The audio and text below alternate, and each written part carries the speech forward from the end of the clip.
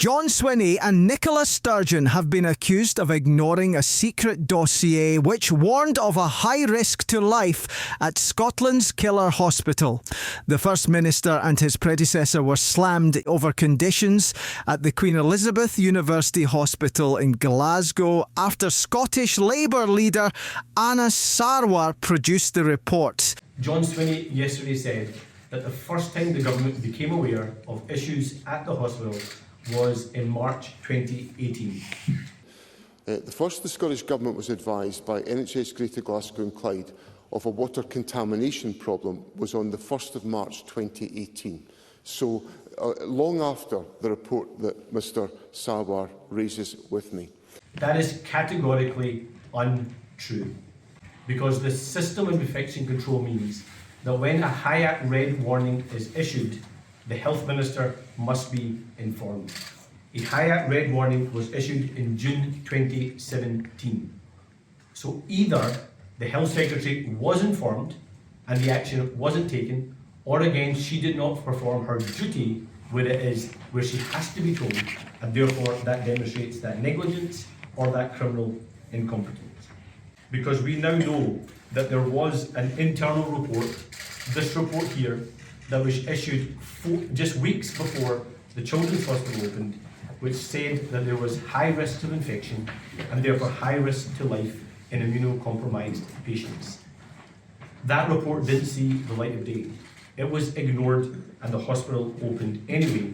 And this week we heard that pressure was applied for that hospital to open, and the question remains, who applied the pressure and why? In a press conference in Edinburgh, which came at the end of a public inquiry probing a series of bug-related deaths, including that of 10-year-old leukemia patient Millie Main in 2017. Mr Sarwar demanded to know who pressured the Health Board to open the site ahead of schedule on April 27, 2015. The Labour leader was joined by his deputy Jackie Bailey, Millie Main's mother, Kimberly Darrach and Maureen Dines, whose husband Tony died in 2021 after contracting infections at the Queen Elizabeth University Hospital. Mr Sarwar described what happened as criminal. Kimberly Darrach urged Nicola Sturgeon to be honest about her knowledge prior to the facility's opening. She said, "We don't actually know who applied pressure. It's really not for me to say. I do believe Nicola Sturgeon knows something. My message to her is to come forward and be honest." We are closer to the truth today than we were 6 years ago. Nevertheless, I feel as though we only know half the story. Hopefully the inquiry can answer the questions that some of us may have. All I've ever asked for is the truth about what went so catastrophically wrong and why at Glasgow Super Hospital. This journey has been utterly heartbreaking for myself and Millie's family. The only thing I can be sure of today is that Millie would not want me to give up until the truth is uncovered, and I will not. I am appealing directly to GGC Health Board. Please finally do the right thing, admit where, when and why it went wrong, whilst being completely transparent, and own it. We need to prevent this from ever happening again. And to the Scottish Government, I expected more from you. Your inactions have failed us and our children. Yesterday, bereaved families came together to demand a reckoning for NHS Greater Glasgow and Clyde bosses. Our loved ones were fighting cancer and other serious illnesses. Our children, our husbands and wives, our brothers and sisters, our mothers and fathers. We came to the Queen Elizabeth University Hospital in desperate need of help. We trusted the hospital and the Health Board. Instead, we were left at the mercy of the hospital with a defective ventilation system and a defective water system. We were at the mercy of what we now know to be a deceitful and dishonest Health Board. We have been devastated. Some of our loved ones have died. Some are left with very serious lifelong consequences.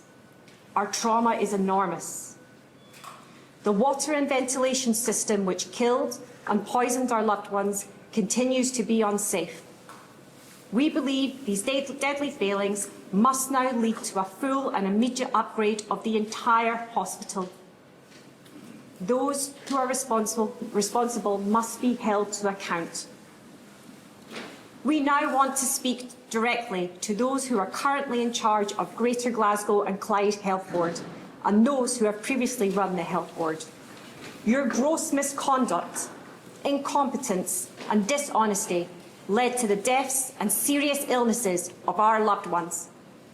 When we raised concerns, you ignored us. When we protested, you demeaned and smeared us. Your army of legal advisors and press spin doctors worked over years to undermine us. Despite your best efforts, here we are today, and you must face a reckoning. Do you now have the decency to resign? We doubt it. The families held up photos of their loved ones in a show of unity on the final day of a public inquiry into the £842 million Queen Elizabeth University Hospital in Glasgow.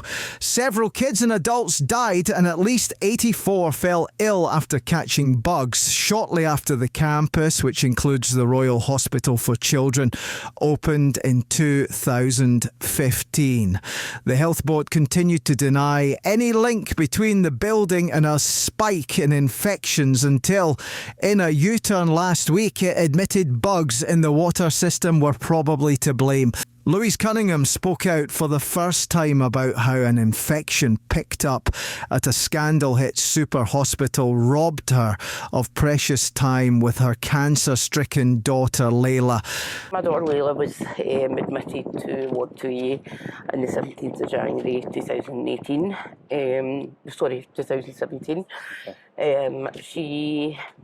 Layla was diagnosed with stage 4 neuroblastoma cancer, and we were in the ward and were told that she was that unwell that they had to start treatment. So Layla went to theatre. She got her first Hickman line in, and we got her first round of basically chemotherapy. They said to us that her treatment should kind of be shown, as she should be picking up, but she never picked up any, which then they realised that she already had an infection in her line.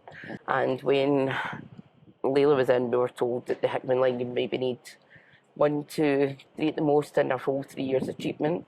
In the 10 months, Layla had 9 Hickman lines because they were constantly being infected. When she passed away in 2018, yeah, your understanding was it was because of the cancer? It was due to the cancer, yeah. And were you told that specifically by? Well, that's what we were told. We got home, we went into hospital on the 1st of January and discharged on the 5th in palliative care. And when we were discharged, on a day in our order, I had said I didn't want any resuscitation or anything, but if she did take unwell at home, to administer antibiotics. When she did take unwell on the 8th of January, I said to the team, can we get antibiotics? And I was basically told no. And this was on her day in our order that it should have been administered. Because when we left, we were told we had weeks into months with Layla, and we got 8 days. And I believe in my heart, if Layla didn't get another infection in her line, I highly believe we would have had longer with her. And I just feel as though time was stolen from us, which we were due to make memories with her. Who do you blame for all this? Well, I highly believe John Swinney. Also, I think Jane Freeman, because she was one on the documentary BBC who said the hospital was fit enough to be open. And time went on, we realised it wasn't. So why they allowed it to open in the first place is flabbergasted when you find what's come out. And then even at that, we were all made to feel as though we were insane, and we were asking questions and getting moved rooms, everything getting taken out of your room, having to send it home. And it turned out that we weren't actually insane. There was actually something going on in the bigger picture, but we were all basically told that there was nothing going on. Do you feel almost gaslit by everybody that? Yeah, very, very gaslit. It's very hard. In a statement a while back, there was somebody made a statement with an apology, but said he dropped the ball, and I'm like, dropping the ball for 3 years to me is a major. That's a major Well, when you're dealing with children. Yeah, me dropping the ball's like dropping a cup and picking it back up. Aye. But for somebody to say they dropped the ball for 3 years on it is very, very it's actually a heart to the heart, because if he hadn't have dropped the ball and looked at what he was meant to look at, then possibly there could have been changes and not as many children would have died. The fact that they've still been saying the hospital's safe, in my heart 100%, I don't think that hospital is safe in any way, shape or form. But you think as well, though, that if NHS GGC had said this a few years ago... If they'd said this back years ago, then maybe this would be done by now, but this has been hanging over us now for 6 years, and it's been mental torture, physical torture, emotional torture. And like, if the other kids and they're having to see me upset, they're having to see all this in the papers about their sister, it's not acceptable what they've done and how they've decided to come out to say this at the end of the inquiry. But even now, they're not taking accountability for the deaths directly. No, they're still not taking accountability. They're just, now I've got a feeling they're going to go back and say it's who built the hospital, but it doesn't matter who built the hospital, they still allowed that hospital to be opened. So it's almost everyone's passing the buck to each other. Yeah, they're all going to pass the buck, but the whole point is, someone is to blame that said, yeah, open the hospital, when they knew the water infection was already there. They knew about it, they knew it could happen, and they still agreed to open the hospital. And if I'd have known any of that for one second, my daughter would never have went to that hospital. We went there with faith that it was the safest place for her to be, and it turned out the worst place for us to be. Do you think the hospital killed your daughter? My daughter had a cancer that was rare, and she also had an MMAT gene that was very rare. And I knew Layla would pass away, but basically Layla relapsed quite quick, and I believe it's because the Hickman line goes into your main artery. That's where our chemo goes. That's where the infection kept going. So I believe I could have had my daughter a lot longer, but she would have still passed away. But I do believe the hospital infection and the hospital itself stole the precious time that I could have had with my daughter and my sons could have had with their little sister.